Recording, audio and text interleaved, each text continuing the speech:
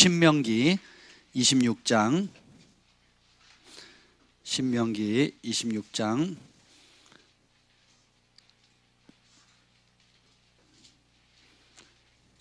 16절부터 19절 말씀입니다. 신명기 26장 16절부터 19절 말씀.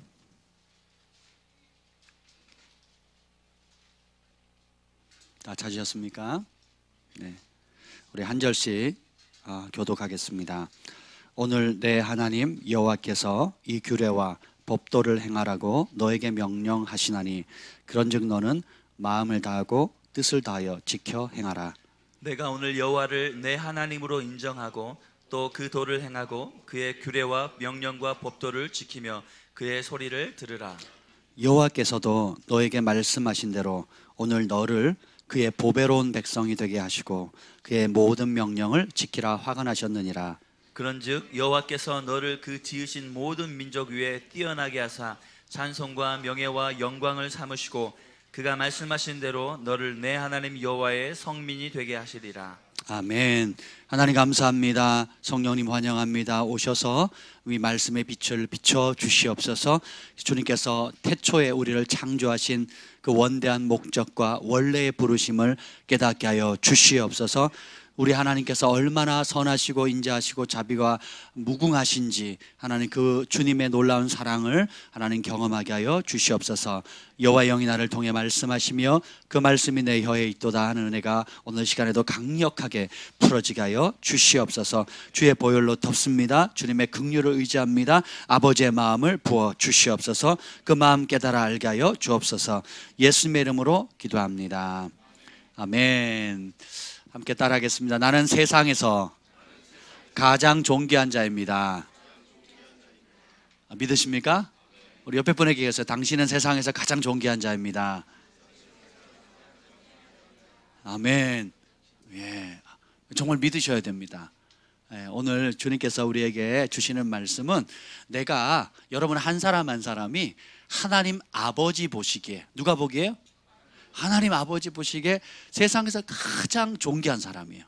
우리 김지원 목사님의 그 배우자 기도 제목이 28가지였대요.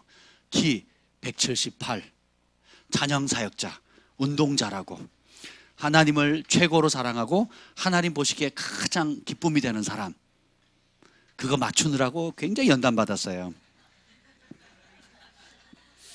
그래서 하나님이 그대로 응답해 주셨다고 믿기가 어렵대요. 세상에서 가장 존귀한 자가 돼야 되는데 가만히 보니까 여러분 저에겐 5명의 자녀가 있는데 깨물어서 안 아픈 손가락이 없고 그리고 없어서는 안 될 손가락도 없습니다. 모양도 다르고 기능도 다른데 다 예뻐요. 아버지의 눈에는 다 한 사람 한 사람이 어떻게 해요? 가장 존귀한 것입니다. 하나님이 여러분을 그렇게 만드셨다라는 것을 진짜 믿으셔야 돼요. 아멘. 이게 왜 이게 중요하냐면 이 토대가, 이 정체성이 말씀 안에서 세워지지 않으면 여러분은 평생 불행해집니다. 더 많이 가지면 행복할까? 더 많이 성취하면 행복할까? 더 많이 뭔가 인정받으면 행복할까?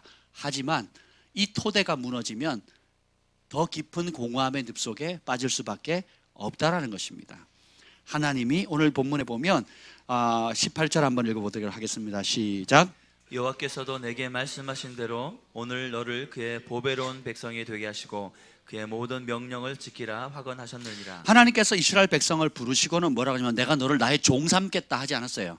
일 잘하는 일꾼 삼겠다 하지 않았습니다. 그리고 정말 훌륭한 부품으로 쓰겠다 하지 않았다는 거예요. 하나님은 철저하게 관계로 부르세요. 나의 친백성이다. 근데 어떤 백성이냐? 세상에서 가장 존귀한 보석 같은 존재라는 거예요. 여기 한번 보세요. 이거 제가 단에다 일부러 이걸 놓습니다. 미국에서 산 거거든요. 예, 미국에서 샀는데 메이드 인 차이나예요. 근데 이걸 볼 때마다 너무 제가 소망이 생겨요. 왜냐하면 하나님께서 나를 이렇게 보배롭게 여기시는구나. 그리고 하나님께서 나에게 붙이신 영혼들, 양들도 한 사람 한 사람 이렇게 소중히 여기시는구나 라는 것을 볼 때마다 기억합니다. 저는 사람인지라 외모를 봅니다. 하나님은 중심을 보시지만 저는 사람이라 외모를 볼 때가 종종 있어요. 그죠? 여러분은 중심만 보시죠? 그래서 깜빡깜빡 잊어요. 예, 이제 머리 빠지는 거에 신경 쓰고 뱃살 나오는 거에서 신경 쓰고, 그리고 사람을 학력이나 집이나 차나 또 직업이나 여러 가지 것들로 평가하려고 하는, 그래서 야고보서에처럼 정말 그럴싸하고 멋진 사람이 교회 오면 우와 어서 오십시오 하고 앞자리에 앉으십시오 라고 하고 싶은 욕구가 일어납니다. 또 반면에 또 어디 아프거나 정신질환이 있거나 또 부족한 사람들이 오면 왜 이 강남역에 수많은 유명 교회 놔두고 왜 우리 교회 오는 거야? 라고 하는 그 욕구들이 속에서 계속 일어나는 겁니다. 왜냐하면 이것이 바로 인간의 본성이기 때문에 그래요. 그럴 때마다 다시 이 보석을 봅니다. 그러면서 어떻게 봐요? 하나님은 나를, 우리 한 사람 한 사람을 이렇게 소중히 여기시는구나 라는 것을 제가 마음에 새깁니다. 그래서 여러분을 한 분 한 분, 이게 진짜 다이아몬드라고 한번 생각해 보세요. 이 가치는 매길 수가 없습니다. 가치를. 이 조그만 돌덩어리 하나가 진짜라고 하면 가치를 매길 수가 없거든요. 그런데 여러분은 이 보배보다는 비교도 안 될 만큼 하나님께서 소중히 여기는 존재라는 거예요. 아멘. 오늘 그 말씀을 좀 나누고 싶은데요. 그 이사야서 43장 4절에 보면 너가 나의 눈에 보배롭고 존귀하며 내가 너를 사랑하였은즉, 하나님 눈에 우리 한 사람 한 사람이 보배롭고 존귀하기 때문에 존귀하게 보는 이유가 아주 심플해요. 따라서 해봅시다. 사랑하니까. 사랑하니까 그렇게 보이는 겁니다. 제가 어릴 때 아이들은 저를 좋아했는데 저는 아이들이 싫었어요. 코 흘리죠, 뭐 아무데나 막 싸지요. 또 이렇게 예쁜 애기는 간혹 있는데 대부분 애기들은 못생겼어요. 코는 들창코에, 눈은 쪽째져가지고, 또 이게 오겹살, 이 팔뚝이 5근이잖아요. 근데 할머니 할아버지는 너무 이쁘다는 거예요. 귀엽다는 거예요. 제가 속으로 그랬어요. 이런 가식, 뭐가 이뻐, 이게 뭐가 이뻐? 하나도 안 이쁘더만. 아니, 눈은 쪽져져 코는 들창코에. 이 전통 아시아 사람도 코가 낮잖아요. 코 높은 사람은 아마 병원에 자주 다니신 것 같아. 이게 정상적인 우리 한국 사람들은 이게 낮아야 돼요. 눈은 쪽져져야 되고, 그렇죠? 근데 생각해 보세요. 아무리 봐도 안 이뻐. 근데 어른들은 이쁘대요. 근데 그게 가식처럼 안 느껴. 진짜 이뻐하시는 거예요, 진짜로. 그리고 나는 똑같은 아기를 보는데 왜 안 이쁜 거지? 이해를 못했어요. 언제까지? 결혼해서 애를 얻기 전까지는 몰랐어요. 남의 새끼 이쁘다, 어쩔 수 없이 이쁘다고 그걸 감추느라고 참 힘들었어요. 근데 내 새끼 낳아 보니까 세상에, 우리 주한이가 얼마나 이쁜지, 우리 경한이가 얼마나 이쁜지. 우리 사랑이는요 온 우주에서 제일 예쁩니다. 우리 소망이 온유 보면 그냥 눈에 넣어도 안 아플 만큼 너무너무너무 이쁜 거예요. 그래서 하루에 지친 일과를 마치고 집에 돌아오면 강아지 3마리가 쪼르륵 달려옵니다. 사랑 강아지, 소망 강아지, 온유 강아지가 쪼르륵 달려와요. 그래가지고 탁 안깁니다. 그래서 껌딱지처럼 딱 달라붙는데 그 막 모든 피곤이 식히고 행복해지는 거예요. 그래서 이 아이들 제가 새벽에 운동하러 갈 때 보면 일부러 방에 들려요. 아이들 자는 방에 들려서 배는 제대로 덮고 이불은 제대로 덮고 있는지 확인을 하고 또 가끔씩 기도도 해줍니다. 전날에 애들이 어려웠거나 또 마음 어려움이 있으면 제가 일부러 들어가서 기도해주고 가요. 그리고 이마에 뽀뽀해주고 나갑니다. 아이들이 기억하기도 하고, 아빠가 어제 5시 59분에 뭐 어디 나가셨어요? 막 이래 물어요. 갑자기 어제 사랑이가 묻더라고요. 그래서 다 압니다. 근데 사랑의 안경을 쓰니까 다 이뻐 보이는 거예요. 진짜 존귀한 겁니다. 보배롭게 보이는 거예요. 그래서 하나님께서 그렇게 창조하심을 여러분 믿으세요? 왜? 믿으셔야 됩니다. 근데 예레미야 애가 4장 2절에 보면 순금에 비할 만큼 보배로운 시온의 아들들이 라는 표현이 나와요. 당시 최고의 보석인 순금보다도 만큼이나 보배로운 시온의 아들들, 하나님의 택한 백성들, 하나님이 사랑하는 아들 딸들이 어찌 그리 토기장이가 만든 질 항아리 같이 역임이 되었는고 라고 탄식을 합니다. 하나님은 보배로운 최고의 보석같이 온 우주에 가장 존귀한 하나님의 아들 딸들로 태어나게 하셨고 그렇게 보시고 있고 그렇게 부르는데, 우리 자신은 혹은 서로를 향해서 질그릇 항아리처럼 대하는 겁니다. 마치 쓰레기장에 가면 찌그러진 깡통이나 깨어진 그릇들 있죠. 그거 보듯이 우리 자신을 생각하고 다른 사람을 그렇게 대한다라는 거예요. 왜 그러느냐? 제가 조금 이따 설명할게요. 미운 오리 새끼 아시죠? 동화 이솝우화인가요? 뭐예요 그게? 하여튼 명작, 세계 명작. 안데르센 동화예요? 아, 역시 교육과는 다르시군요. 잘 모르면 이솝우화예요 다. 우리에게 주면 그럼 대부분 그런 줄 알아요. 안데르센의 동화랍니다. 여러분 어릴 때 제가 만화 좋아해서 같이 TV에서도 이제 세계 명작 만화 해가지고 보여줬는데 그 미운 오리 새끼가 있죠. 자기는 원래는 어떤 존재예요? 고귀하고 품이 있는 백조였거든요. 그때 어떻게 여차저차 실수로 해서 오리 새끼들 사이에 끼어서 자라게 됐습니다. 그러니까 자기가 자기를 못 보니까 누구만 봅니까? 오리들만 봐요. 엄마도 오리, 언니도 오리, 오빠도 오리, 동생도 오리, 자기도 오리인데 어떤 오리? 미운 오리예요. 왜냐? 똑같이 오리라고 생각하는데 오리처럼 행동하지 않는 거예요. 오리와 다른 DNA를 가지고 백조의 DNA를 가지고 있는 거예요. 그러니까 여기도 아니고 저기도 아닌데 그 사이에 껴가지고 힘들어하는 거예요. 오리에 맞추자니 본성이 거스리고 그 오리가 아니라고 얘기하기에는 또 내가 너무 괴롭고 이렇게 살아가는 겁니다. 누구의 모습이죠? 우리의 시민권은 하늘에서 있는지라 거기로서 구원하는 자 예수 그리스도를 사모하고 기다린다 그랬거든요. 그래서 우리의 정체성이 모든 행복의 출발이고 인생을 사는 목적의 근간이 됩니다. 이것을 잘 잡으셔야 돼요. 그래서 나는 미운 오리 새끼가 아닙니다. 백조예요. 오리는 못 날아요. 근데 백조는 날아. 세계 대륙을 막 날아다닙니다. 창공을 날아가는 그런 존재들이거든요. 우리가 이 땅에 매여 있는 존재가 아니에요. 영원한 하나님의 나라, 하나님의 나라를 상속받을 하나님의 아들, 딸들, 시온의 아들, 딸들입니다. 아멘. 그래서 따라합시다. 비교 금지. 그래서 우리가 살다 보면 이제 굉장히 원튼 원치 않든 비교 당하거나 비교하는 것을 익숙해져서 살아요. 학교 가면 등수 매기잖아요. 그렇죠? 그리고 저희 어릴 때는 키 순으로 번호를 매겼어요. 또 혹은 가나다 순으로 이렇게 매기는데 보면 사울과 다윗의 관계를 보면 우리가 그 비교하는 것이 얼마나 치명적인가를 보게 됩니다. 여러분 성령의 갈라디아서 5장에 보면 육체의 열매와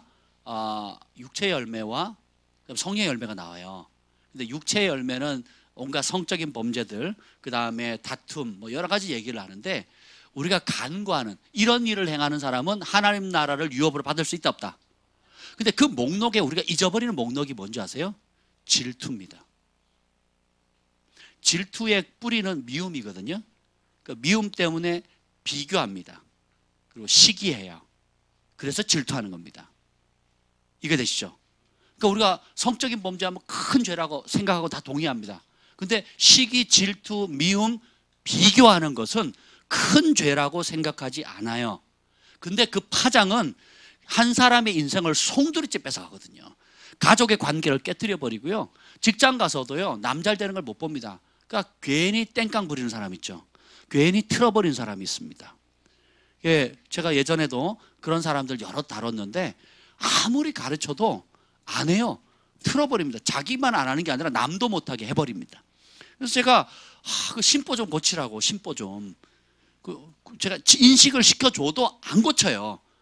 그래서 어떻게 하냐, 미우면 걔네한테 퍽 치고 지나가요. 네. 그리고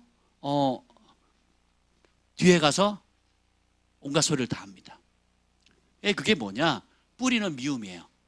그리고 용서하지 않고, 그러니까 어떻게, 나는 항상 피해자인 거예요. 나는 어딜 가도 피해자예요. 학교 가면 선생님이 다른 애랑 나를 비교한다는 거죠.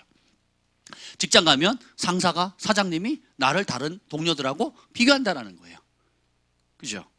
집에 가도 부모님이 나를 다른 사람과 비교한다는 거예요. 그러면 비교당하는 그 거절감과 피해의식을 갖게 되면 어떤 현상이 생기느냐, 다른 사람을 비교하게 되고 시기, 질투하게 됩니다. 근데 분명한 것은 시기, 질투는 이런 자는 하나님 나라를 유업으로 받을 수 없다라고 나와 있어요. 근데 이게 한 번 나오는 게 아닙니다. 그 육체의 열매 계속 반복적으로 나와요. 하나님 나라에 들어갈 수, 유업으로 받을 수 없는 아주 중대한 범죄. 이게 뭐냐면 성령의 역사를 거부하고 내 육체의 소욕, 그 뿌리는 미움에 근거한, 미움은 살인의 영이잖아요. 다 얽혀 있는 거야. 미움, 살인, 그리고 시기, 질투, 비교하는 것들이 다 엮여 있습니다. 예, 그렇게 해서 어떻게 됩니까? 자기의 존재를 무너뜨릴 뿐만 아니라 다른 사람의 존재 가치를 무너뜨리게 되는 거예요. 그래서 이 사람은 아무리 큰 집에 살고 아무리 자기가 원하는 걸 해도 불행함을, 스스로 불행을 선택하는 거예요. 뭐 하기 때문에? 비교하기 때문에. 그래서 따라합시다. 비교 금지. 사울과 다윗이 이런 관계예요. 사울이 전쟁이 일어났는데, 야, 이거는 이길 수 없는 전쟁인 겁니다. 근데 다윗이 자기가 나가서 싸우겠대요. 그래서 나가서 싸워서 이겼습니다. 한번 생각해보세요. 북한군이 쳐들어왔어요. 지금 서울이 함락되기 직전인데, 예, 우리 광빈 형제가 일어나가지고 나가서 싸워서 이겨왔습니다. 그때 막 백성들이 사울은 천천히고 다윗은 만만이다. 예, 그래서 막 외쳤더니, 옆에 있던 우리 정현 형제가 나는 뭐야? 내가 이렇게 열심히 했는데 내가 더 싸움 잘하고 더 하는데 왜 나는 인정 못 받고, 우리 광변 형제가 높임을 받는 거야? 한번 생각해 보세요. 전쟁 영웅이에요. 목숨을 구한 거, 나라를 구한 겁니다. 전리품도 취해오는 거예요. 그러니까 나라를 부강시키는 겁니다. 그런데 사울이 승리의 기쁨은 좋아했는데 백성들의 말에 질투심이 생긴 거예요. 사울은 천천히고, 사울이 죽인 자는 천천히고 다윗이 죽인 자는 만만이다. 사무엘상 18장 17절에 보면 18절에 사울이 그 말에 불쾌하여 심히 노하여, 백성들의 칭송하는 소리에 심히 불쾌했다는 거예요. 우리 사역자들도 제가 근교에 있으면 부교육자들이 많습니다. 그래서 누가 하나 잘하잖아요. 기뻐해 주는 사역자가 많지 않아요. 네, 앞에서는 웃는데 뒤에 가서는요 막 씁쓸해합니다. 저 자리 내가 가야 되는데, 저 칭찬 내가 받아야 되는데, 저 기회를 내가 받아야 되는데. 네, 그리고 누가 성도들 가운데 잘하려고 하면 서로 막 또 시기해요. 서로 그렇게 하는 거. 이게 뭐예요? 육체의 열매거든요. 근데 이것을 다윗에게는 만만을 돌리고 내게는 천천만 돌리니 그가 더 얻을 것이 나라 말고 무엇이냐? 이렇게 생각하는 거예요. 시기심, 질투심, 그 미움의 뿌리 때문에 어떻게 돼요? 아군을 적군으로 만들어요. 아군을 적군으로 만듭니다. 그 아군이 어떤 아군이에요? 사위예요. 자기 딸을 맡긴 사위입니다. 사위를 적으로 생각하는 거예요. 그것도 모자라서 틈만 나면 죽이려고 합니다. 이 시기심, 질투심이라는 게 어마어마하게 무서운 거예요. 정신 바짝 차리셔야 돼요. 정신 바짝 차려야 돼요. 정신 바짝 차리셔야 돼요. 네. 이걸 그냥 제가 늘 얘기하잖아요. 대한민국 헌법으로 우리는 심판받지 않는다고. 여러분 학교에서 통용되는 법이나 직장에서 사회에서 통용되는 법으로, 혹은 지금 지방자치돼 가지고 지방자치에 쓰는 조례나 규례로 하나님 앞에 심판받지 않아요. 하나님의 법대로 우리는 심판을 받습니다. 하나님의 법대로 상급을 받아요. 그럼 우리의 기준은 뭐예요? 하나님의 법이 돼야 돼요. 그래서 근데 아비의 마음을 가지고 있는 사람이라면, 자, 저에게는 주한이, 경한이, 사랑이, 소망이, 온유가 있습니다. 이 아이들이 우리 주한이가, 경한이가 이제 영어 공부를 하는데 아빠가 통역을 하고 있어요. 그러니까 너는 절대 아빠보다 잘하면 안 돼. 내가 통역한다고. 내가 네 애비야. 애비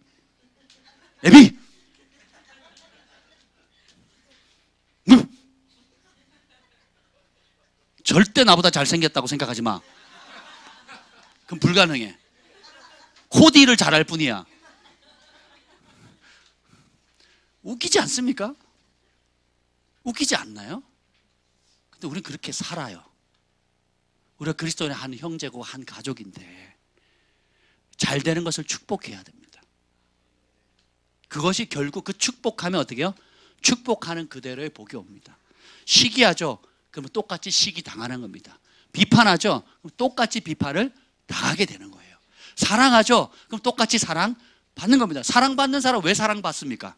사랑받을 짓을 하거든요. 미움받는 사람 왜 미움받아요? 미움받을 짓을 하거든요. 근데 어떤 사람은 아무리 믿게 하려고 해도 미워할 수 없도록 행동하는 사람이 있어요. 어떤 사람은 끊임없이 사랑을 주려고 해도 사랑받지 못할 행동과 사고방식에 갇혀있는 사람이 있다고요. 누구의 선택입니까? 자신의 선택이에요. 그래서 비교 금지. 그래서 아비의 큰 축복은 자녀들이 잘 되는 거예요. 여러분의 축복은 뭡니까? 서로 잘 되는 것을 축하해 주는 거예요. 그래서 우리의 그 손흥민이 이번에 그 큰 상을 받았잖아요. 뭔 상인지 잘 모르겠지만 그 런던에서 하여튼 그 프로에서 정말 하여튼 유명한 세계 선수를 다 제끼고 아시아인으로 거의 뭐 처음이지 않을까 상을 받았단 말이에요. 그때 그 영광을 누가 취합니까? 아버지와 어머니가 취하는 거예요. 그것도 덤으로 뭐예요? 대한민국이 취합니다. 그래서 손흥민이 뛰는 곳마다 카메라가 뭘 잡는 줄 아세요? 태극기 있는 곳을 잡습니다. 그러니까 골을 넣거나 하면 그 골 넣어서 이렇게 골 세라모니 하는 장면과 응원하러 나오는 사람들 중에 태극기 든 사람을 카메라로 잡아요. 그래서 아시아에서 온 한국 사람이다라는 것을 잡는 겁니다. 우리가 왜 올림픽 응원합니까? 내 자식이 나간 것도 아닌데. 그렇잖아요. 내 자식이 나간 것도 아닌데 왜 우리가 올림픽을 응원? 금메달 딱 막 부둥켜 안고 또 전에 어떻게 제가 서대문에 살 때인데 그때 뭐였냐면 월드컵 4강 신화할 때 난리가 났습니다. 광화문 다 꽉 차고요. 광화문에서부터 신촌까지 행진해가지고 차 부수고 막 너무 흥분해가지고 막 우리도 막 어깨동무해가 전부 다 나오고 그랬거든요. 그때 금요일 날 예배랑 겹쳤어요. 금요 예배 당겼잖아요. 그리고 저희가 TV가 안 나오니까 저희 사택에서부터 교회 그 교육관으로 라인을 연결해가지고 교회에다가 기도실에다가 TV 모니터 설쳐놓고 막 응원했거든요. 할렐루야. 그런 본성이 어디서 나올까요? 이게 원래 하나님이 우리가 함께 기뻐하고 함께 축하해주고 함께 사랑하고 기쁨도 함께하면 커지고 슬픔도 함께하면 감소되잖아요. 그렇게 만드셨어요. 그래서 영접하는 자 곧 그 이름을 믿는 자에게는 하나님의 자녀가 되는 권세가 주셨어요. 그러니까 옆에는 다 형님, 오빠, 누나들이에요. 할렐루야. 네. 삼촌, 이모, 고모 없어요. 그냥 다 형제고 자매입니다. 그래서 예수님 우리 큰오빠, 큰형님. 성경은 그렇게 얘기를 하고 있어요. 우리는 둘째, 셋째, 넷째 이렇게 쭉 온 가족으로 주님께서 그렇게 부르셨다는 겁니다. 영어 선생님의 자랑이 나만큼 영어 잘하는 사람 있어? 하고 학생들을 안 가르쳐요. 그리고 학생들 성적이 오르면 혼내. 이 제정신이냐고요. 근데 교회에서는 그러려고 해요. 직장 가면 그렇게 합니다. 사회 가면 그렇게 합니다. 나보다 잘나면 안 돼요. 비즈니스를 하려고 해도 동종업계끼리 얼마나 경쟁합니까? 서로 그러니까 국가에서도 상생합시다. 대기업, 중소기업 상생합시다. 말은 그렇게 하는데 뒤에서는 어떻게 합니까? 다 피 빨아먹거든요. 다 짓밟거든요. 특허를 왜 냅니까? 뺏어가니까. 그 좋은 비밀들 내가 수고해서 10년, 20년, 30년 해가지고 그 왔던 것들을 빼앗아가니까 특허도 내고 막 그러잖아요. 예, 그런 것처럼. 그런데 하나님의 나라는 그렇지 않다라는 것입니다. 영어 선생님의 최고의 행복은 영어 지지리도 못하는 애들을 붙였는데 그 선생님 만나면 영어를 너무 잘하는 거예요. 수학 선생님의 기쁨, 수학 지지리도 못하는 애들이 그 선생님만 만나면 수학에 너무 잘하는 거 성적을 만점 받는 거예요. 저는 산수를 만점 못 받는 사람 이해를 못 하겠어요. 1 더하기 1은 지금도 어려워하시는 분 계시는데 아니 공식 그대로 넣으면 답이 다 나오는 건데 왜 못하냔 말이에요. 근데 못하는 애들 꽤 많거든요. 그 선생님들이 그 노하우를 알려주는 거예요. 그래서 수학에 만점을 받게 하거나 좋은 학교를 지나갈 수 있도록 해주면 그 선생님의 큰 기쁨이잖아요. 하나님이 우리를 그렇게 만드셨다고요. 우리를 영적 그리스도 안에 1만 스승을 있잖아. 아비는 적다 그랬거든요. 아비의 기쁨은 나보다 뛰어나고 탁월한 사람들을 만드는 겁니다. 제가 글로벌 파이어 교회에 여러분을 섬기면서 저의 최고의 기쁨은 저보다 못한 사람으로 여러분을 유지시키는 게 아니에요. 저보다 탁월한 삶으로 만들 수 있도록 어떻게든 디딤돌이 되는 겁니다. 축복이 되는 거예요. 더 많이 사랑하고 더 영향력을 끼치고 더 존귀하게 되고 더 지혜롭고 더 많이 기도하고 더 능력이 나타나고 하나님의 말씀 안에서 약속되어 있는 무궁무진한 것들을 여러분들이 더 도약하길 원하는 겁니다. 아멘. 그게 저의 자랑이자 기쁨이자 영광이 되는 거예요. 이전의 세대는 건물 짓는 것을 자랑으로 생각했습니다. 네. 장학금 얼마 낸 것을 자랑했어요. 근데 문제는 뭐예요? 장학금은 지원하는데 사람을 안 세워요. 건물은 짓는데 사람을 세우지 않습니다. 리더를 세우지 않습니다. 그래서 어떻게 해요? 텅 비어버리는 거예요. 그래서 사람들은 교회를 떠나게 되는 겁니다. 사람을 세우고 살리고 하나님의 형상으로 만드는 데 초점을 맞추면 그 상은 영원합니다. 죽을 때 뭐만 남겠어요? 나를 사랑해줬던 사람들만 남습니다. 왜 가족이 찾아옵니까? 왜 죽기 전에 가족들이 옵니까? 내가 사랑하는, 가장 사랑하는 사람이 마지막 순간을 함께하는 거죠. 죽을 때 통장 가져라 하는 사람 몇이나 되겠어요? 예. 죽을 때 자동차가 좀 한번 보자, 내가 아끼는 자동차, 땅 문서 한번 가져와 봐라 라고 하는 사람 없거든요. 미국에 살던 자식도 부르고, 그렇죠? 또 선교지에 있는 자식도 불러요. 심지어 그 임종하는 모습 못 본다 할지라도 사후라도, 그 입관하기 전에 그 시신이라도, 나를 지금까지 사랑했던 우리 어머니 아버지 그 사체라도 한번 보겠다고. 그래서 오면 여러분 죽은 사람 부둥켜 안고 5분간 있으라고 해보세요. 기분이 어떻겠습니까? 제가 처음 고1 때 시신을 봤는데요, 빨리 뛰쳐나가고 싶더라고요. 제가 밤새서 찬송가 불렀거든요. 친구랑 둘이서. 너무 무서운 게 팔이 나오는데 펄해요. 당장이라도 살아날 것 같아.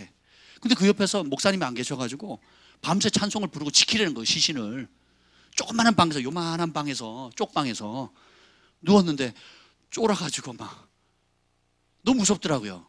근데 그 아버지가 오더니, 우리 목사님이셨어요. 시골 모교회 목사님인데, 딸이 죽었잖아요. 사랑하는 딸이 죽었잖아요. 지방에서 올라 붕에 가셨다 오셨는데 부둥켜 안고 엉엉 우는 겁니다. 엉엉 우는 거예요. 사랑하니까. 죽었다는 사실도 믿기지 않고, 시신이라도 뭐 상관이 없는, 할 수만 있다면 평생 그렇게 안고 살고 싶어 하시겠죠. 예. 자식보다, 부모보다 먼저 죽는 자식. 부모는 돌아가시면 땅에다 묻지만 자식이 부모보다 일찍 죽으면 부모의 가슴에 묻는다 그러잖아요. 그러니까 결국은 우리 인생이 삶의 어떤 그런 자체가 남는 게 뭐라고요? 사람이에요. 가장 큰 투자가 뭐예요? 사람에게 투자하는 거예요. 왜요? 온 우주보다 가장 존귀한 게 사람이기 때문입니다. 따라서 온 우주에서 가장 존귀한 것은, 옆에 분을 보시면서 바로 당신입니다. 바로 당신이에요. 바로 당신.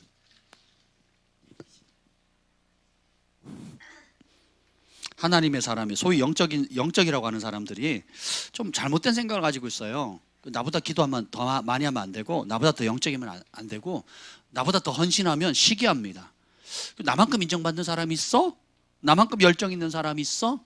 그러니까 열심히 특심인 사람들이 보이지 않게 그 안에 그런 속성들이 꾸물꾸물 올라오거든요. 예. 그래서 내가 제일 칭찬받아야 되고, 내가 제일 인정받아야 되고, 내가 제일 쓰임받아야 되는 것처럼 생각을 합니다. 잘못된 사고방식을 가지고 있는 거예요. 그럼 뭐냐? 오히려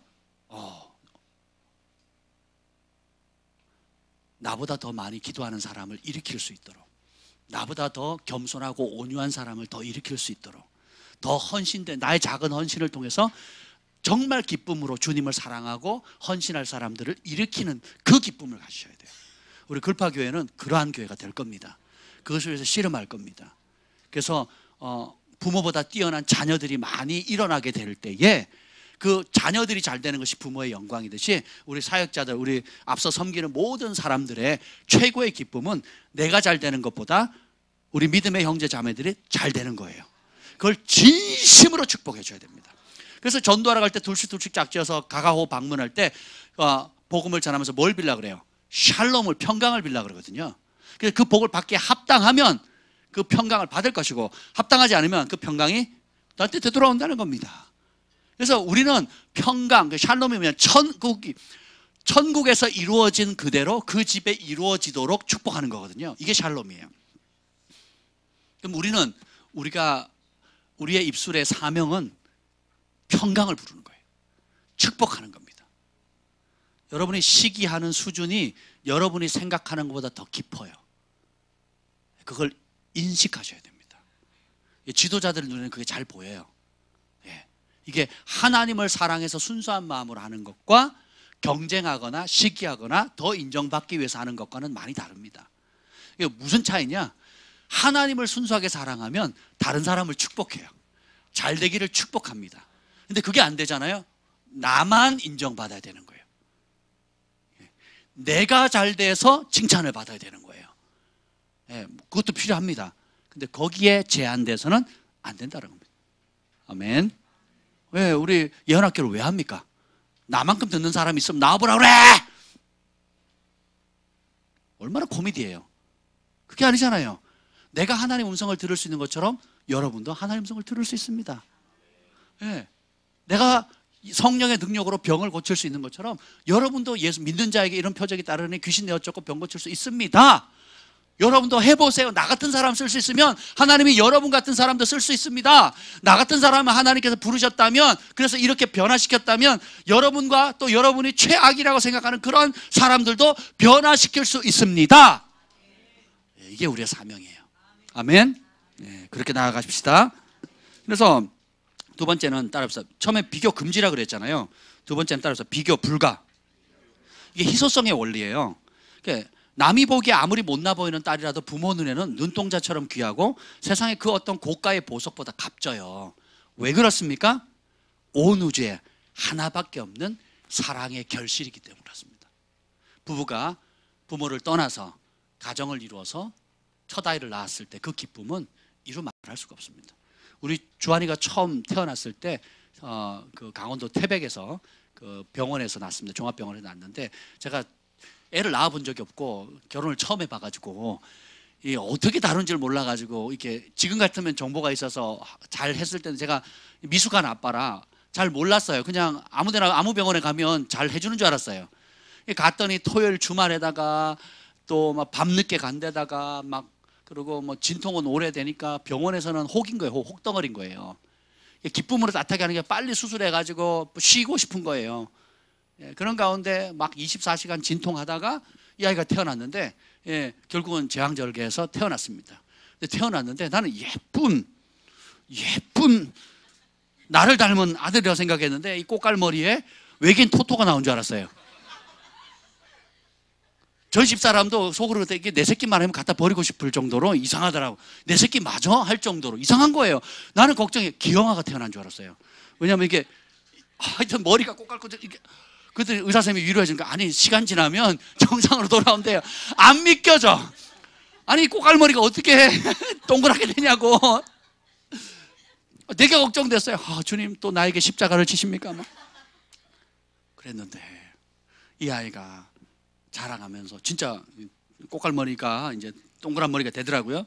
그러면서 얘가 말을 하고 눈을 맞추고 제가 사역하고 오면 문지방에 얘가 기어 나와요. 주한이가 하여튼 눈에 선합니다. 기어 나와가지고 아파 그러는 거예요. 그러면 그거 보고 싶어가지고 이제 사무실에 있다가도 주한이가 아파하는 그 모습이 눈에 막 그려지는 거예요. 그래서 사역 끝나면 제일 먼저 어디 달려갈까요? 집에. 누구 보러? 죄송해요. 주한이 보러 갔어요. 너무 행복하고 내가 막 생각해 보세요. 외모로 본다면 사랑은 진정한 사랑은 외모에 기반을 두지 않습니다. 그래서 외모는 며칠 못 갑니다. 길어야 몇 달이에요. 그것도 못 가요. 얼마 못 갑니다. 존재 자체를 소중히 여기는 거예요. 하나님이 이 땅에서 내가 처음 결혼했고 처음 난 아들의 첫 것의 그 소중함을 그 생명의 신비를 깨닫게 해주신 거거든요. 얼마나 기쁜지 몰라요. 우리는 소중한 존재인 겁니다. 그래서 비교 금지가 아니라 비교 불가능해요. 온 우주에 우리 주한이 같은 아들은 둘도 없습니다. 어느 학교 또 키는 몸무게는 운동은 잘하고 못하고 여자친구가 있고 없고 아무 상관이 없어요. 부모의 눈에는 그 존재 자체가 최고인 겁니다. 온 우주에 단 하나밖에 없는 소중한 존재라는 거예요. 따라서 합시다. 내가 그런 존재입니다. 그걸 진짜 믿으셔야 돼요. 내가 그런 존재예요. 내가. 세 번째는 존재 그 자체로 존귀한 자다. 이걸 받으셔야 돼요. 여러분 다른 것으로 존귀함을 취하려고 하지 마십시오. 성경에는 하나님께서 우리를 눈동자라고 얘기를 하거든요. 자세히 보면 제가 왜 우리가 비교하고 비교 감성의 열등감과 거절감과 시기심에 사로잡혀 있는지를 제가 한번 설명해 볼게요. 자, 태어날 때 우리가 복음을 받아들였던 받아들이지 않았던 전통이라는 게 있어요. 그리고 사람의 욕심이라는 게 있고 마음의 소원이라는 것이 있습니다. 그래서 특별히 우리나라는 남아선호 사상이 강해요. 첫 아이는 남자여야 돼요. 근데 남자로 태어나지 않고 여자로 태어났다. 내가 할 수 없는 것, 딸로 태어났는데 그걸 내가 선택할 수 있어요, 없어요? 여기 따님들 내가 딸로 태어난 걸 선택했어요? 아니잖아요. 태어나 보니까 내가 여자인 거야. 저는 태어나 보니까 제가 남자예요. 얼마나 감사한지 몰라요. 나를 여자로 태어나겠다? 그거는 굉장히 괴로울 것 같아요. 나는 내가 남자로 태어난 거에 대해서 너무 감사하게 생각합니다. 근데 딸아이라고 병원에서 치료를 받으니까 부모님이 난리가 난 거예요. 시아버지, 시모님이 지워라. 경제적으로 어려운데 지금은 때가 아닌데 온갖 이유를 대고는 지워라 그러거든요.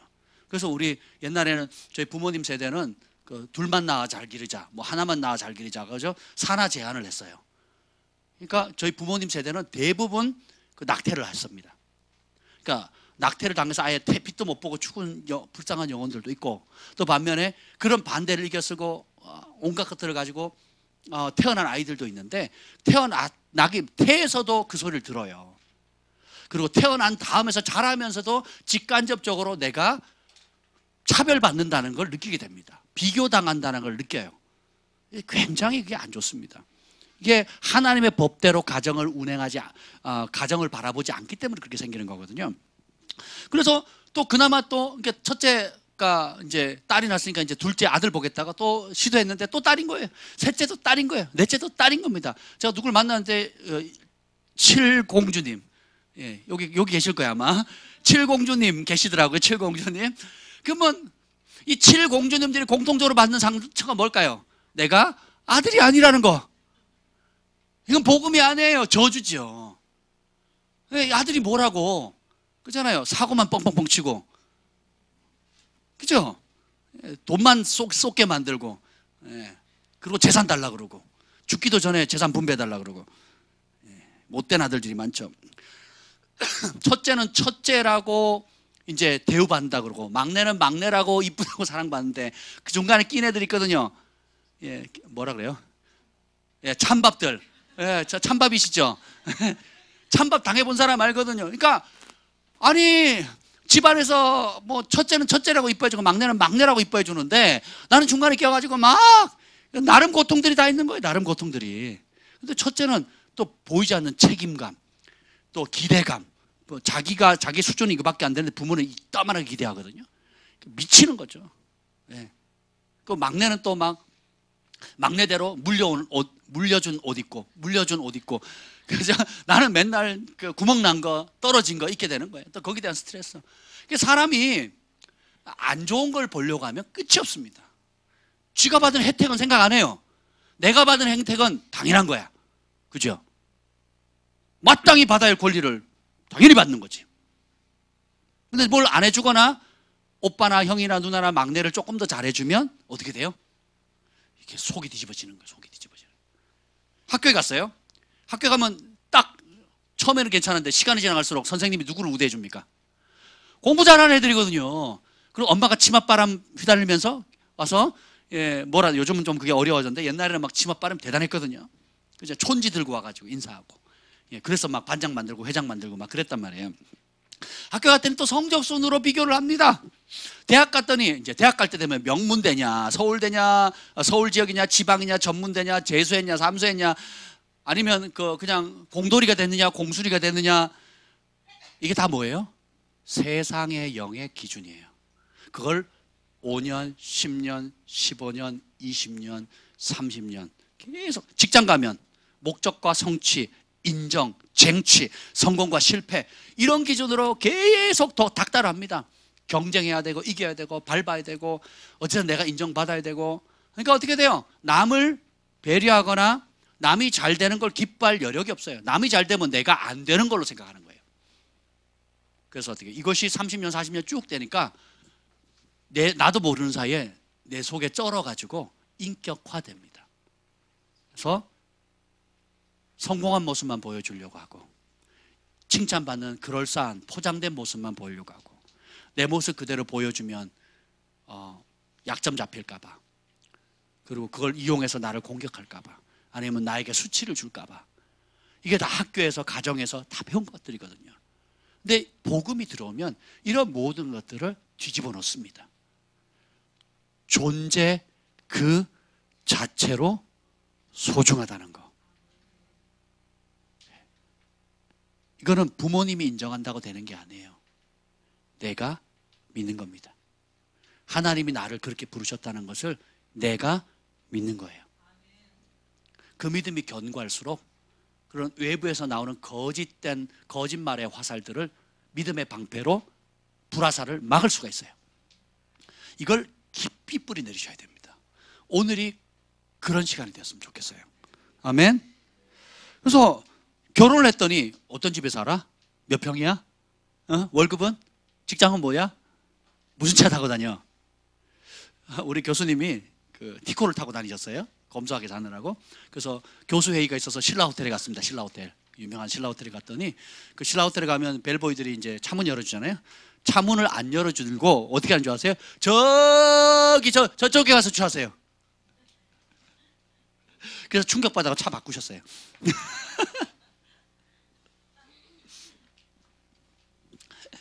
세상의 영이거든요. 우리가 그렇게 대합니다. 내가 갑질당하고 굽실굽실 하다가 내가 모처럼 돈 모아가지고 여행을 갔어요. 그러고 가면 그 호텔에 청소하는 아줌마한테 함부로 대합니다. 그리고 내가 큰맘 먹고 우리 가족이 또 맛있는 고급 식당에 가서 멋진 걸 시킵니다. 품위 있게 딱 일식당에 딱 앉아가는데 종업원들 함부로 대합니다. 야자 반말하고 막 지시하고 반찬이 외래하고 숟가락 집어던지고 밥그릇 집어던집니다. 악순환이 계속되는 거예요. 내가 존귀하게 대우받지 못하고 나 자신이 존귀하다는 것을 안 믿으니까 남도 존귀해요, 안 해요? 남도 함부로 대하고 함부로 말하고 그렇게 되는 겁니다. 근데 예수 그리스도의 복음을 알게 되면 이게 바뀌어요. 인자가 온 것은 섬김을 받으려 함이 아니라 섬기려 왔고 죽기까지 내어주는 거거든요. 그래서 제가 만난 훌륭한 지도자들 보면 참 마음이 겸손하세요. 실제로 겸손하게 행동하십니다. 대접받는 위치에 있지 않고 늘 섬길 자리를 찾고 있고 격려하고 세워주고 축복해 줍니다. 그리고 내 존재자가 어떻게든 하나님 나에게 만남을 줬던 이 사람을 살리려고 도우려고 힘이 되려고 소망을 주려고 자신의 전 존재를 드리는 거예요. 그래서 돈 벌어서 뭐 한다고요? 남 주는 거예요. 공부해서 뭐 한다고요? 남 주는 겁니다. 여러분 은사 받아서 뭐 하게요? 남 주는 거예요. 권위 받아서 뭐 하게요? 남 섬기는 거예요. 이게 중요합니다. 예. 근데 죽음 앞에 섰어요. 그때 대부분의 사람들이 이렇게 스위스의 그 노인들을 뭐 조사를 해봤잖아요. 그랬더니 여러 가지 이야기들 중인데 결론은 뭐냐 이겁니다. 그렇게 다른 사람 눈치 보며 살 필요 없었는데 다른 사람의 시선, 인정, 칭찬, 어릴 때는 부모님 기쁘게 해야지, 학교 다닐 때는 친구들 비위 안 상하게 해야지, 친구들하고 어울려야지, 결혼했을 때는 남편 눈치, 아내 눈치, 시부모 눈치 보면서 삽니다. 그래서 자식한테 제대로 못 해주는 거예요. 저희 어머니가 지금도 후회하는 게 뭐냐, 제가 어릴 때 뽀빠이를 그렇게 사달라 그랬대요. 근데 거기 집성촌이고 전부 다 박씨만 살아요. 그리고 구멍가게 하나 있는 것도 우리 친척입니다. 근데 새로 들어온 며느리가 살림 못 산다 소리 들을까 봐 애가 울면서 뽀빠이 사달라고 그렇게 쫄라대는데 그 구멍가게 집 앞을 애를 업고 저를 업고요 몇 바퀴를 돌았대요. 결국은 못 들어가고는 어떻게 하냐, 감나무 밑에 가지고 홍시 떨어진 거 그거 해가지고 이렇게 먹이셨대요. 그 얘기 지금도 우시면서 하십니다. 그러면서 하시는 말씀 뭔지 아세요? 내가 그렇게까지 눈치 볼 필요 없었는데. 그 얘기 들으면 저도 짠해요. 저는 기억도 못해요. 저 홍시 좋아합니다. 근데 저희 어머니에게는 굉장히 큰 상처인 거예요. 근데 이것이 인생을 마무리할 때 내가 그렇게 다른 사람 눈치 보며 살 필요 없는데, 내가 다른 사람 남 탓하며 그렇게 살 필요 없다는 거예요. 하나님께서 따라서 내 존재 자체로 귀하게 보시는데 그걸 믿으셔야 돼요. 내 존재 자체로 귀하게 보신다는 걸 믿으셔야 합니다. 시 36편 7절에 보면 하나님이여 주의 인자심이 어찌 그리 보배로우신지요. 사람들이 주의 날개 그늘 아래 피하나이다. 시 139편 17절에 하나님이여 주의 생각이 내게 어찌 그리 보배로운지요. 그 수가 어찌 그리 많은지요. 하나님께서 내게 베푸신 은혜를 묵상해도 우리 인생은 짧습니다. 그분의 사랑에 감격하고 그분의 사랑을 묵상하고 그분의 사랑을 따라 사는 것만으로도 사실 우리의 인생은 짧아요. 여러분의 존재의 참 가치는 누구를 경외하느냐에 따라 달려 있습니다. 이사야서 33장 6절에 보면 너의 시대에 평안함이 있으며 구원과 지혜와 지식이 풍성할 것이니 여호와를 경외함이 너의 보배니라. 여호와를 경외하는 것이 우리의 보배입니다. 다시, 세계 최고의 부자라도 여호와를 경외하지 않는다면 그 사람은 세상에서 가장 비참한 사람이 되는 거예요. 남들을 부러워하는 모든 걸 다 갖추고 누렸다 할지라도 하나님 경외하는 것이 인생의 최고의 기쁨이 아니라면 그 명문대학에 무슨 소용이 있어요? 그 번 돈이 무슨 소용이 있겠습니까? 그렇죠? 그것이 오히려 화가 되는 거거든요. 그래서 주변에 가끔씩 상담 오시는 분들 보면 믿는 장로님, 권사님, 또 사역자들 자녀고 정말 연봉 몇 억씩을 받아가면 그러니까 국내외, 해외 막 MIT 뭐 공대에 나와가지고 몇 억씩의 연봉을 받는데 가정은 콩가루입니다. 콩가루. 왜냐? 여호와를 경외함을 버렸거든요. 여호와를 경외함을 버리니까 그 수많은 부모의 재산도요 다 자식들 분쟁거리가 되는 거예요. 그 때문에 사람도 안 쳐다보고요. 또 그 돈으로 말미암아 범죄하고요. 엉망이 되는 겁니다. 세계 유명하다는 사람들 보세요. 그들은 이 땅의 삶이 최고의 정점이지만 죽는 그 순간부터 영원히 빠져나올 수 없는 지옥의 형벌 가운데 고통받게 되는 것입니다. 그래서 반대로 여기 보면 그 세계 최고의 부자라도 여호와를 경외하지 않으면 비참한 사람이 되는 이유가 예레미야 4장 2절에 보면 순금에 비할 만큼 보배로운 시온의 아들들이 어찌 그리 토기장이가 만든 질 항아리 같이 여김이 되었느냐. 보배로 만드셨는데 그냥 깨진 그릇으로 스스로 자처해버리는 거예요. 왜요? 여호와를 경외함을 버렸기 때문에 그렇습니다. 세상의 영을 택했기 때문에 그래요. 하나님이 나를 보배롭게 여기는 그 존귀함을 바라보는 게 아니라 세상이 비교하고 학교에서, 가정에서, 직장에서, 또 사회에서 끊임없이 강요했던 하늘의 진리의 기준이 아닌 거짓된 기준에 내가 잘못된 옷을 입었기 때문에 그렇습니다. 이걸 오늘 벗읍시다. 그걸 떨쳐버리셔야 돼요. 그리고 나는 하나님께서 이거 가장 존귀 여기는 소중한 그분의 아들이다, 딸이다 믿으셔야 됩니다. 아멘. 반대로 가장 가난하고 천대받는 사람이라 할지라도 여호와를 경외하면 가장 존귀한 사람이 되는 겁니다. 베드로서 1장 12절에 보면 우리 하나님과 구주 예수 그리스도의 의를 힘입어 동일하게 보배로운 믿음을 우리와 함께 받은 자들에게 편지하노니. 하나님과 우리 주 예수 그리스도의 핏값의 은혜를 입어가지고 동일한 보배로운 믿음으로 하나님의 자녀가 된 겁니다. 이게 진짜 정체성이에요. 이전 것은 지나갔습니다. 새 것이 됐어요. 나는 주님의 새로운 피조물이라는 겁니다. 신명기 32장 10절에 보면 여호와께서 그를 황무지에서 짐승이 부르짖는 광야에서 만나주시고 호위하시며 보호하시며 자기의 눈동자같이 지키셨도다. 하나님께서 이 광야길을 가게 하실 때에 호위하시고 지키실 뿐만 아니라 자신의 눈동자처럼 지키셨다는 거예요. 여러분의 삶을 한번 돌이켜보세요. 지난 10년, 20년, 30년, 쭉 50년, 60년 돌이켜보세요. 하나님이 여러분이 인정하든 인정하지 않든 인식하든 인식하지 못하든 하나님이 여러분을 눈동자처럼 지키신 겁니다. 3년 전에 주님이 우리 형제님 불러가셨다면 어떻게 됐을까요? 하나님 보호하지 않으셨고 하나님 지키지 않으셨고 하나님 붙드시지 않았다면 3년 전 너무 잔인한 거예요. 2년 전 한번 생각해 보세요. 불신자도 하나님 보호하십니다. 하나님 모르고 대적한다 할지라도 악인에게도 햇볕을 주시고 때를 따라 먹을 양식을 주시는 분이시거든요. 하나님의 보호가 없었더라면 우리는 그 누구도 이 자리에 없습니다. 눈동자처럼 지키시는 거거든요.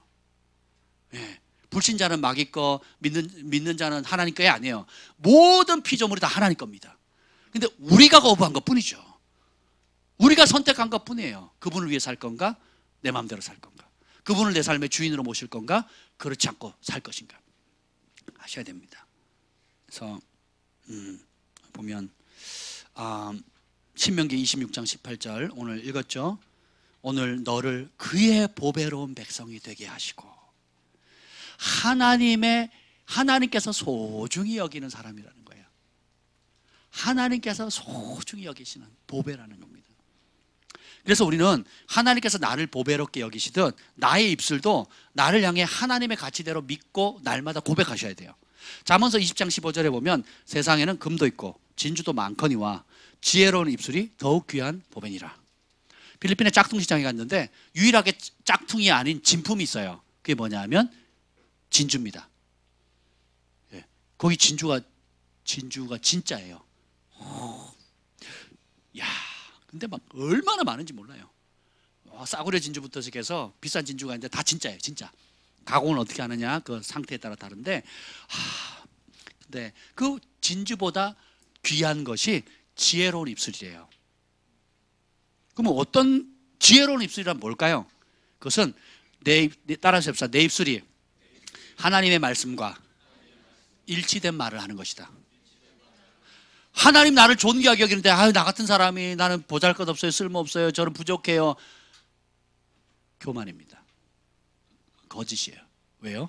하나님의 말씀과 다른 얘기를 하는 거거든요. 내가 너를 보배롭게 여기노라, 존귀하게 여기노라, 내가 너의 이름을 내 손바닥에 새겼노라 라고 하시거든요. 귀하다. 존재 자체로 귀하다. 이해가 안 되면 빨리 시집장가 가서 아들, 딸을 놓으시면 됩니다. 그러면 확 와닿을 거예요. 남들이 못생겼다 뭐라 해도 내 새끼가 세상에서 제일 이뻐. 아멘. 우리 부모님만 아멘. 네, 아멘. 부모가 될 사람도 아멘.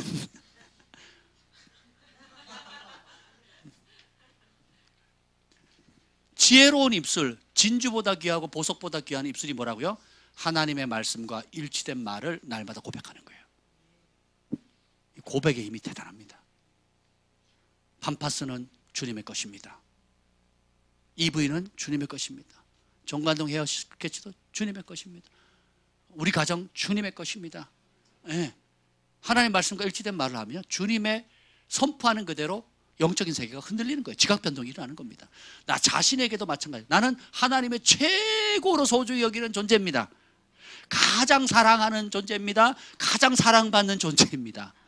이해가 안 된다고요? 애새끼 놓아보라니까요. 5명 누가 제일 이뻐요? 아니요, 마음에 드는 놈이 있긴 한데 다 이뻐. 특별히 마음에 드는 놈들이 있긴 한데 다 이뻐요, 다. 자, 누구 하나 그 중에 한 놈 제거하라 그러면 못해요. 그리고 어떻게 합니까? 제가 대신할게, 아빠가 대신할게, 엄마가 대신할게, 이렇게 되는 겁니다. 왜요? 나보다 나를 낳아준 그 부모님은 자기 목숨보다 자식을 더 소중히 여기거든요. 이게 하나님이 우리의 영의 DNA 속에 각인시켜 주는 겁니다. 그래서 자식 이기는 부모 없다는 거예요. 이용하지 마.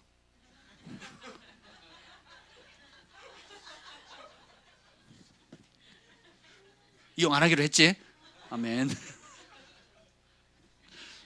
그래서 우리 입술을 하나님이 말씀하시는 그대로의 가치로 고백해야 되는 거예요. 나는 세상에서 가장 존귀한 자입니다. 사랑받는 자입니다. 아멘. 그리고 하나님께서 나를 보배롭게 여기시듯이 나도 다른 사람의 존재 자체를 보배롭게 여기는 거예요. 여러분 한번 생각해 보세요. 나는 내 존재 자체만으로도 존귀하게 여기는가? 여러분이 가장 아프게 하는 거, 가장 씁쓸하게 만드는 사건들을 하나씩 떠올려 보세요. 그 충격, 그 데미지, 그 아픔 때문에, 그 실패 때문에, 그 배신과 고통 때문에 여러분의 존재 자체를 원수 마귀가 무너뜨리려고 했거든요.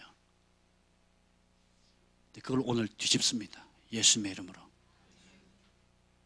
오히려 그럼에도 붙드시고, 그럼에도 건지시고, 그럼에도 보호하신 그 주님, 나를 그렇게까지 소중히 여기시는 주님, 그리고 이런 나를 구원하기 위해서 십자가에 달려서 처참하게 죽기까지 사랑하신 그 핏값으로 사신받은 나의 가치를 입술로 시인하는 겁니다.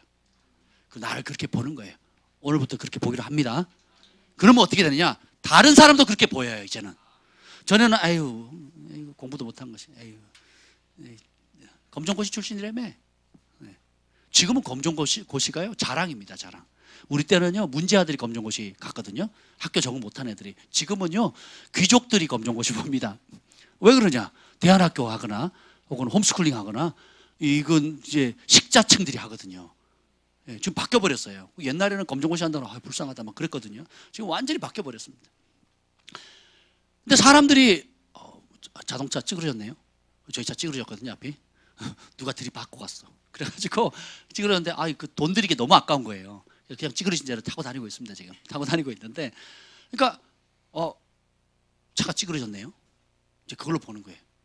제가 조기축구에 나가면 아침에 이제 걸어서 오는 사람 몇 안 되고 다 차를 몰고 옵니다. 그러면 전부 다 아우디, BMW, 또 폭스바겐, 또 막 올류 그랜드 카니발, 뭐 그러니까 공은 못 차는데 차는 얼마나 삐까뻔쩍한지요. 근데 사람들이 그게 자기의 사회적 위치나 신분을 나타낸다고 생각하고 집은 부실해도 차는 멋지게 뽑습니다. 그것을 역류해서 하나님이 내 존재만으로도 소중히 여긴다는 것을 잡을 때에 행복이 시작됩니다. 행복이 시작돼요. 아멘. 그래서 그리고 다른 사람을 멸시하지 않게 되는 거예요. 우리는 모두 하나님 은혜를 받은 자입니다. 은혜란 받을 자격이 없는 사람에게 아낌없이 주는 호의예요. 조건 없이 주는 호의입니다. 그러니까 이 사람 받을 자격이 없어요. 본인도 그렇게 생각해요. 그런데 하나님이 그런 사람에게 베푸는 겁니다. 조건 없이. 대가 바라지 않고. 그 반응은 이 사람에게 달려있는 거예요. 아무것도 요구하지 않습니다. 은혜를 아는 사람은 돌아와서 감사할 것이고 은혜를 모르는 사람은 계속 그 길 갈 겁니다. 그래도 우리 하나님은 은혜롭고 자비로우신 분이세요. 아멘. 여러분, 내 말 하나님께서 기분 나쁘다고 내 말 안 들었지? 3번 경고한다. 3번 딱 지나면 어떻게 해요? 공기를 안 줘버려요. 숨을 못 쉬게 해. 이러면 다 죽었을 겁니다, 우리 여기. 한번 생각해 보세요. 그래서 악인에게나 선인이나 한 것 없이 햇볕과 공기와 마실 물과 밟을 땅을 주시거든요. 이 은혜입니다. 그래서 우리가 당연하다고 누리는 것을 당연하다고 생각하시면 안 돼요. 모든 것이 주님의 은혜입니다. 그 은혜를 받은 우리도 어떻게 해야 되느냐? 은혜를 베풀어야 돼요. 조건 없이, 자격 없는 자에게 아낌없이. 이게 우리의 사랑의 크기입니다. 이것이 우리의 사명입니다. 돈 벌어서 뭐 한다고요? 배고픈 사람, 굶주린 사람, 헐벗은 사람 나눠주는 겁니다. 사업해서 뭐예요? 남 살리는 거예요. 예. 공부해서 남 살리는 겁니다. 예. 우리가 하는 모든 유명히 하나님께서 주신 것을 통해서 하나님께서 내게 은혜를 베푸신 것처럼 나도 그 받은 은혜로 다른 사람에게 은혜를 베푸는 것입니다. 이것이 하늘의 상급이 쌓이는 거예요. 그래서 부자 청년에게 왔을 때 주님이 한 가지 얘기하시죠. 재산 다 팔아서 어떻게 하라고요?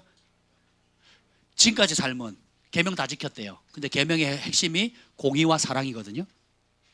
예. 그래서 어떻게 해요? 다 지켰는데 제일 중요한 걸 안 지켰어요. 껍데기만 가지고 있는 거예요.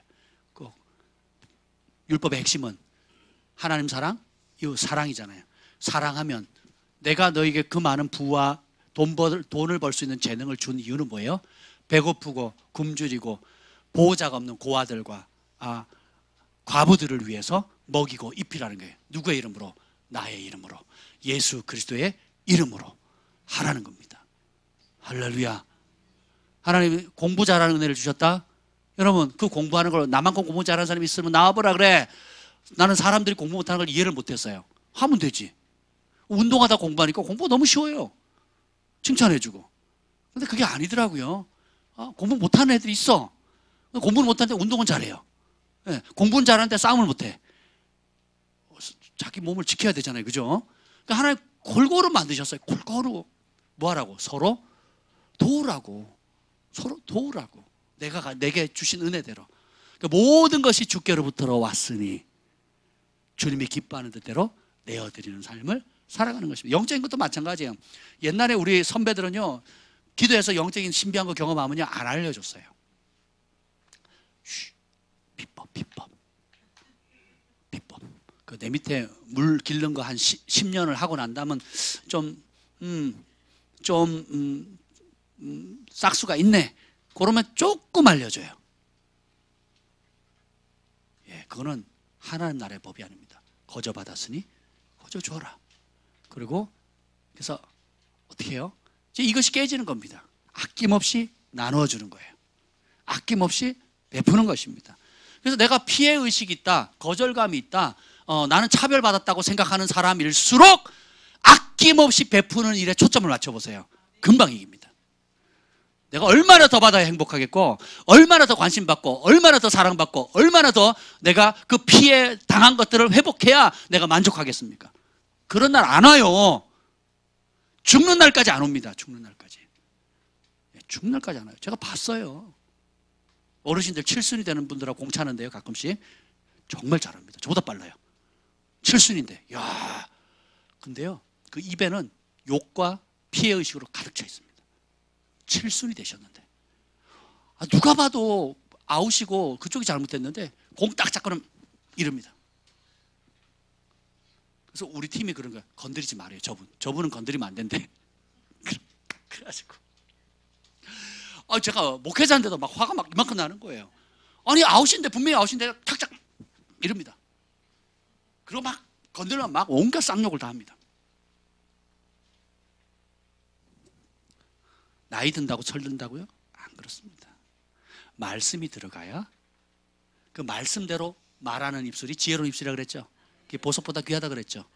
그렇게 말하고 그렇게 생각하고 그렇게 행동하는 거예요.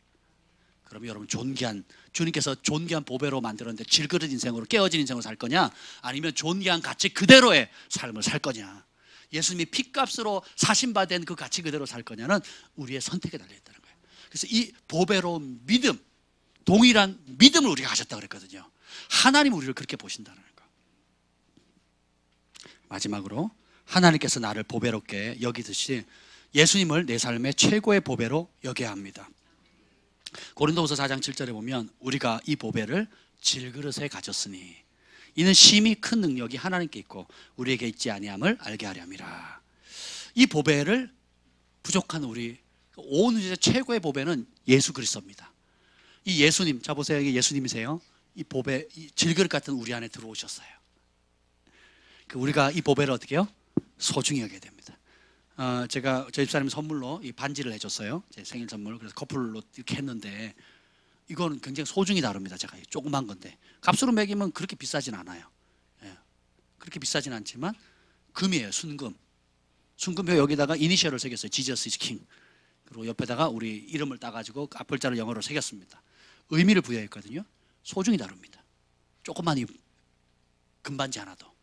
근데 온 우주에 가장 보배로우신 분, 나를 위해서 전부를 주신 그분을 내 마음에 최고의 보배로 소중히 가꾸는 겁니다.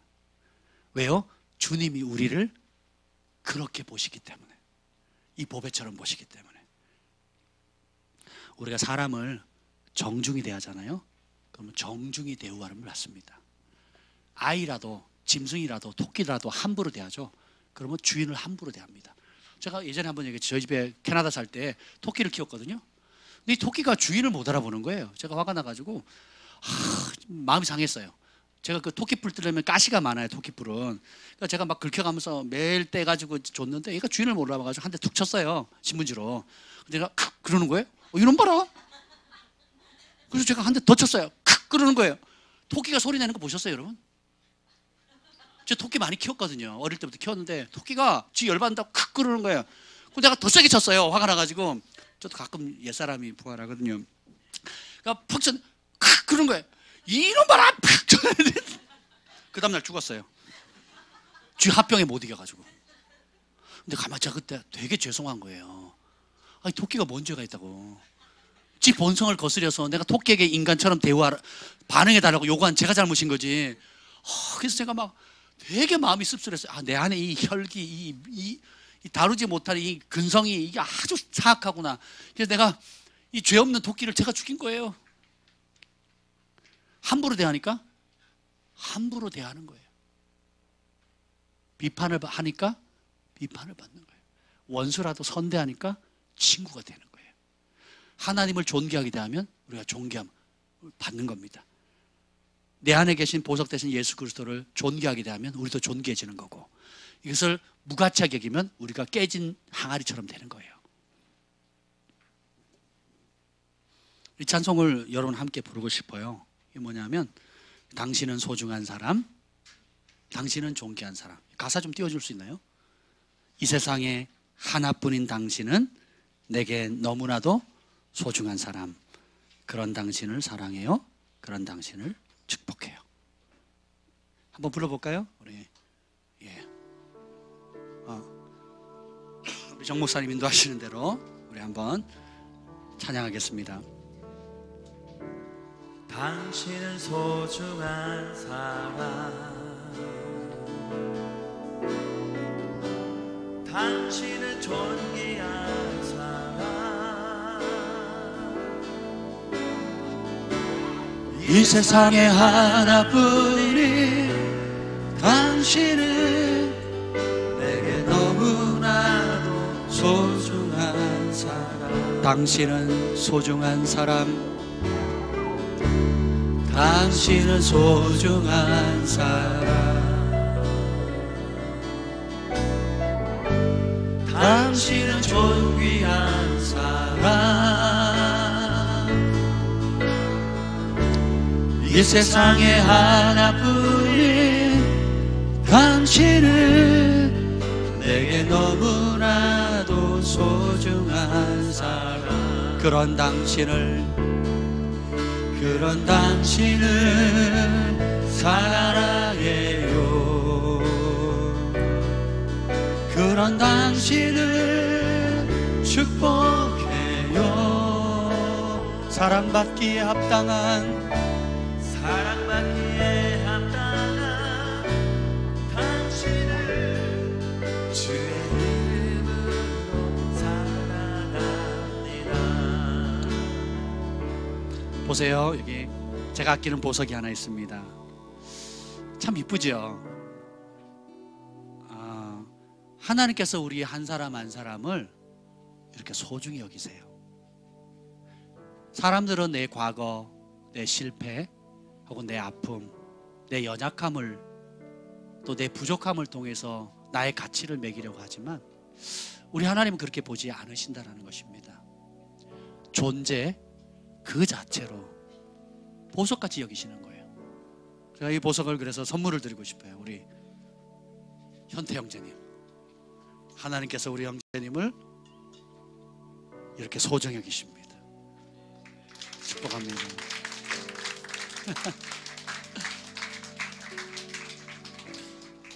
그리고 제가 제일 아끼는 제일 큰 거, 이것도 오늘 나눠드리려고 해요.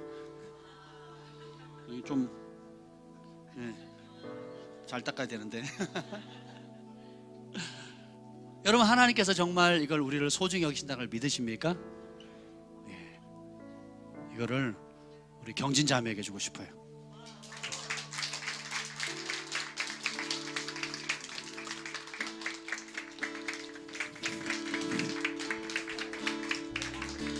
이걸 볼 때마다 하나님이 나를 이렇게 소중히 여긴다는 것을 여겼으면 좋겠어요. 우리 다 함께 일어나셔서 좀 서로를 향해서 그렇게 축복하셨으면 좋겠어요.